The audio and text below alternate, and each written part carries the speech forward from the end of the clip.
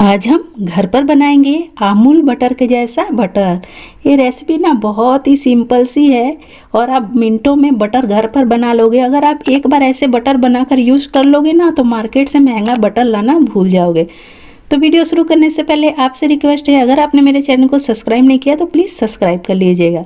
तो यहाँ पर मैंने ताज़ा ये मक्खन निकाला है दही से, बिल्कुल ताज़ा है। तो आपको ताज़ा मक्खन लेना है। मैंने 2 पानी धो दिया है, ये तीसरा पानी है। देखिए मैं धो रही हूँ तो पानी बिल्कुल भी गंदा नहीं है और इसका पूरा पानी हमें निकाल देना है, इसमें बिल्कुल पानी नहीं रहने देना।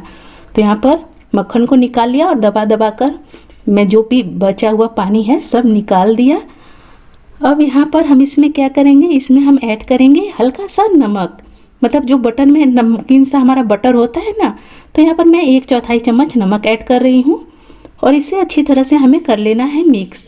तो अगर आप चाहो तो इसमें फूड कलर ऐड कर सकते हो जिससे कि हमारा बटर येलो कलर का बनेगा, लेकिन ये गाय के दूध का बटर है तो देखिए हल्का येलो है, मैं इसमें कलर ऐड नहीं कर रही हूँ। अगर आप भैंस के दूध से बना रहे हो ना तो इसमें थोड़ा सा ऐड कर देना, तभी येलो कलर आएगा। तो मैंने इसमें अच्छी तरह से इसे सेट कर फ्रीज में 1 घंटे के लिए रख दिया था। तो आप देखो कितनी अच्छी तरह से डब्बे में सेट हो चुका है। तो इस डब्बे को ना मुझे काट कर निकालना था, इसलिए मैंने ऐसा वाला डब्बा यूज़ किया था। मिठाई वगैरह आते हैं ना इस डब्बे में। तो यहाँ पर देखिए कितनी आसानी से और कितना बेहतरीन सा हमारा बटर सेट हो चुका है। तो है ना बिल्कुल साधारण और सिंपल सी रेसिपी।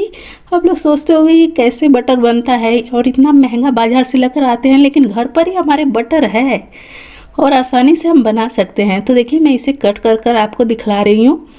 बहुत ही स्मूथली एक कट होता है। आप इसे जितना सेट करोगे फ्रिज में ना उसी अनुसार से ये रहता है।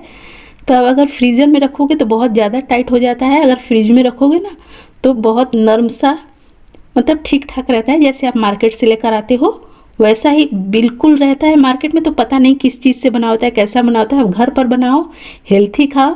अगर आपको मेरी ये रेसिपी पसंद आई हो तो प्लीज़ मेरे चैनल को सब्सक्राइब कीजिएगा, लाइक कमेंट शेयर करना मत भूलिएगा। मैं ऐसे ही प्यारे प्यारे रेसिपीज़ लेकर आती रहूँगी। Bye bye.